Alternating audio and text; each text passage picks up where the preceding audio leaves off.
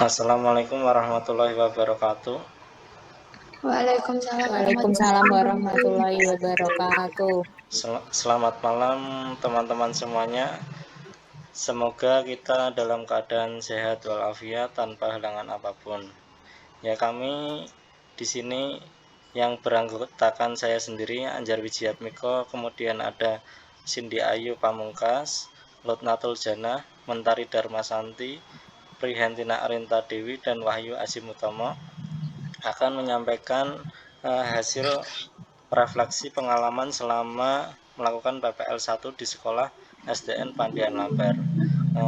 Untuk yang pertama itu ada desain hasil asesmen yang didesain, kemudian untuk hasil asesmen profil peserta didik yang ditangani, kemudian ada RPP yang dibuat guna memfasilitasi pembelajaran dengan dikaitkan karakteristik khas peserta didik.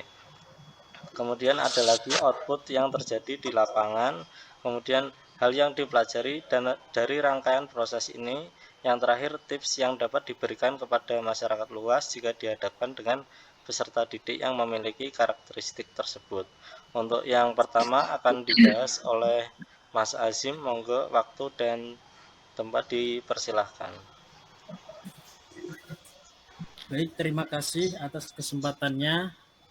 Di sini saya akan menjelaskan tentang desain hasil asesmen yang didesain.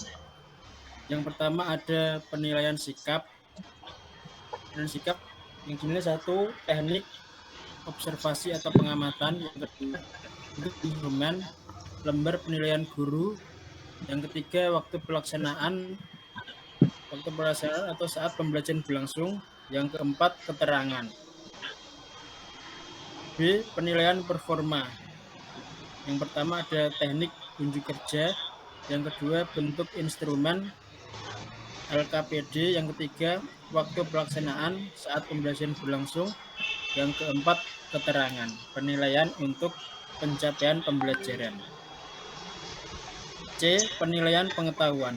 Yang pertama teknik tes tertulis, 2. bentuk instrumen soal pilihan ganda, yang ketiga waktu pelaksanaan saat pembelajaran berlangsung.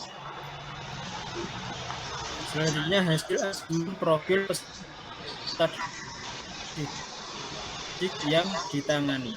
Kami mengambil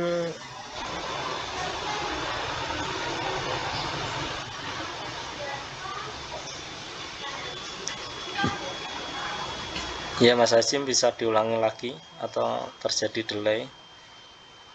tahun kelas. Hasil asesmen profil peserta didik yang ditangani. Nama Isabel Cinta Hanandi, tanggal lahir 6 Maret 2013, jenis kelamin perempuan, umur 9 tahun, kelas 4B, sekolah SDN Pandian Lamper 3, gaya belajar visual. Kemudian langsung gaya belajar lanjut. Peserta didik dapat selanjutnya. Selanjutnya akan dibahas oleh Mbak. Selanjutnya saya kembalikan ke moderator. Baik, untuk selanjutnya kami mengambil Mbak Cindy dulu untuk menjelaskan dulu. Monggo Mbak Cindy. Melanjutkan yang disampaikan sama Mas Azim tadi, kalau tadi Isabel yaitu gaya belajar.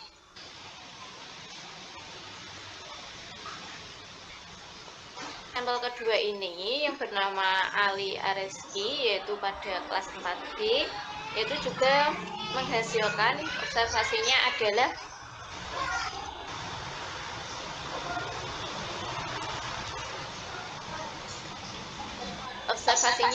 tadi setelah melakukan observasi itu tertera peserta didik cenderung menggunakan gaya belajar audiovisual.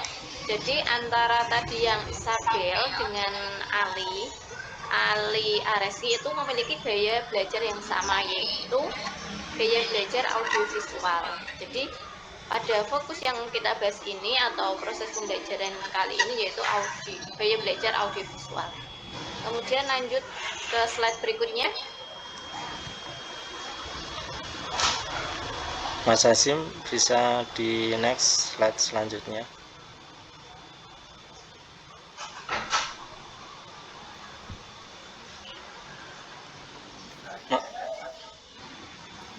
Slide selanjutnya Mas Hasim.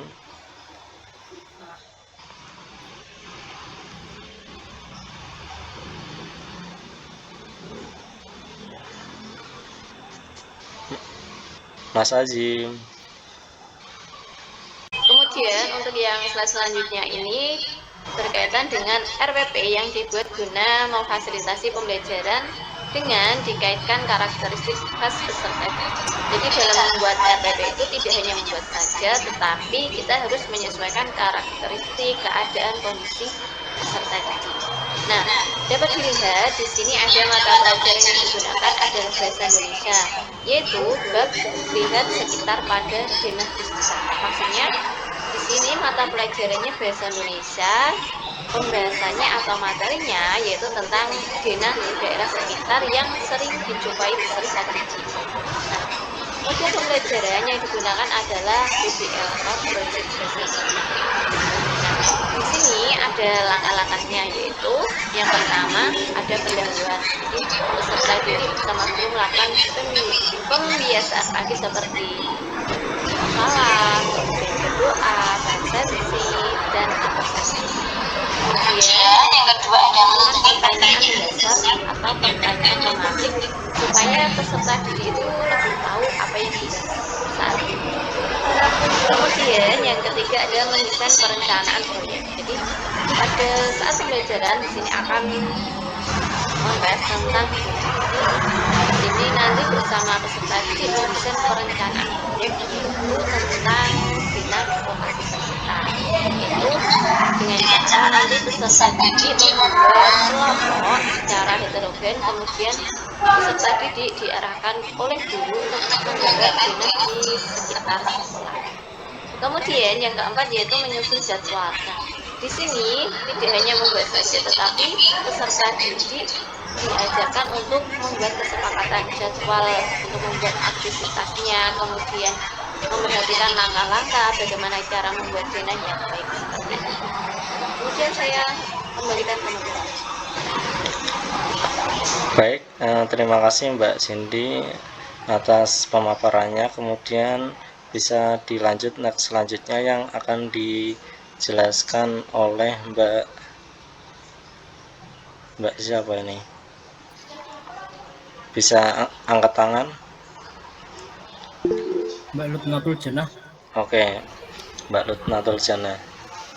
Bisa dilanjut yang langkah kelima sampai terakhir. Oke, melanjutkan dari pemaparan Mbak Cindy, yang langkah kelima yaitu memonitor peserta didik dan kemajuan proyek. Di situ peserta didik membuat sketsa denah di sekitar lingkungan sekolah. Kemudian guru di sini membimbing dalam proyek tersebut. Yang selanjutnya yang keenam yaitu menguji hasil, di mana setiap kelompok mempresentasikan hasil karya dan kemudian kelompok lain memberikan kritik dan saran yang positif. Di sini guru sebagai fasilitator juga mengapresiasi dari hasil karya yang telah dibuat. Yang ketujuh yaitu mengevaluasi pengalaman. Guru memberikan penguatan mengenai materi yang telah diberikan dan peserta didik diberikan soal evaluasi secara tertulis. Yang terakhir yaitu penutup, di mana peserta didik bersama guru membuat kesimpulan dan refleksi terhadap pembelajaran dan guru melakukan tindak lanjut untuk pembelajaran yang berikutnya. Terima kasih, saya kembalikan lagi kepada moderator. Ya baik, terima kasih atas pemaparan dari Mbak Ana. Sekarang dilanjut mengenai output yang terjadi di lapangan oleh Mbak Mentari ya.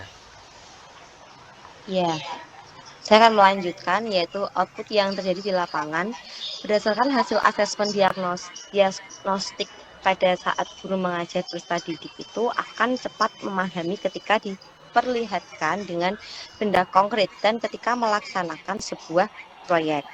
Ketajaman visual lebih menonjol pada peserta didik. Penyebabnya adalah di dalam otak terdapat di dalamnya terdapat lebih banyak perangkat yang berfungsi untuk memproses informasi visual dan pada semua indera lain. Sedangkan menurut objeknya, masalah dalam penglihatan digolongkan menjadi 3 golongan, yaitu yang pertama, melihat bentuk, kedua, melihat dalam, dan yang ketiga, melihat warna. Dapat diartikan bahwa siswa lebih cepat mencerna ketika informasi yang berbentuk gambar, warna, dan bentuk seni lainnya ditangkap dengan indera mata dan disimpan di dalam otak dan akan lebih sering diingat. Sebagai contohnya, ketika peserta didik diminta memahami bentuk denah di sekitarmu, akan lebih mudah memahami dengan benda konkret, yakni berupa gambar denah dan denah yang didesain secara visual. Saya kembalikan lagi ke moderator.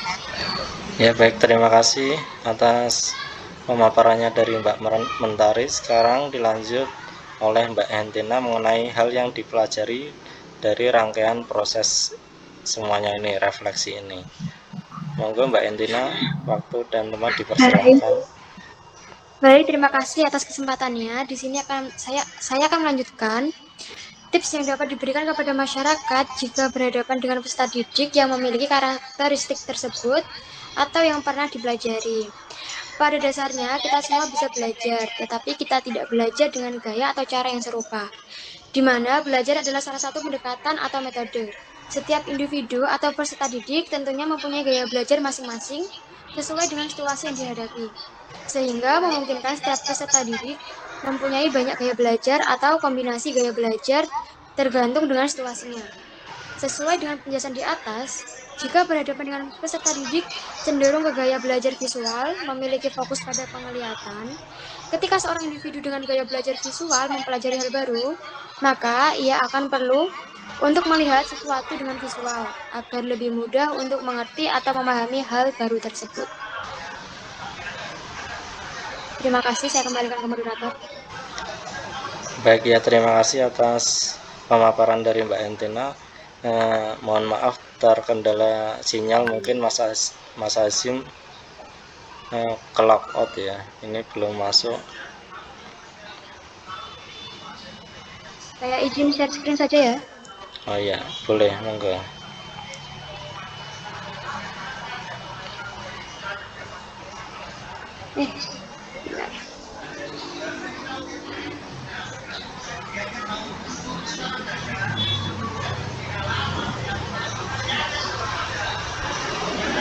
Ya baik, yang terakhir akan saya sampaikan mengenai tips yang dapat diberikan kepada masyarakat jika berhadapan dengan peserta didik yang memiliki karakteristik tersebut.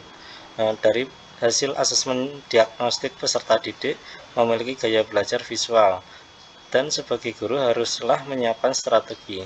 Nah, strategi itu yang nantinya dapat membimbing peserta didik agar lebih baik lagi. Yang pertama, agar materi lebih mudah diingat, maka pendamping atau guru harus membuat banyak simbol maupun gambar-gambar dalam catatan, ringkasan materi, presentasi maupun ketika menjelaskan di depan kelas. Kemudian karena memiliki fokus di visual, maka gunakanlah tabel maupun grafik yang dapat membantu anak untuk memperdalam pemahaman materi pembelajaran seperti matematika atau ilmu pengetahuan alam. Yang terakhir, membuat peta pikiran atau mind map merupakan strategi pembelajaran dan alat bantu belajar yang tepat bagi anak dengan gaya belajar visual. Ya, itu semua adalah penyajian materi dari tim kami SDN Pandian Lampar 3.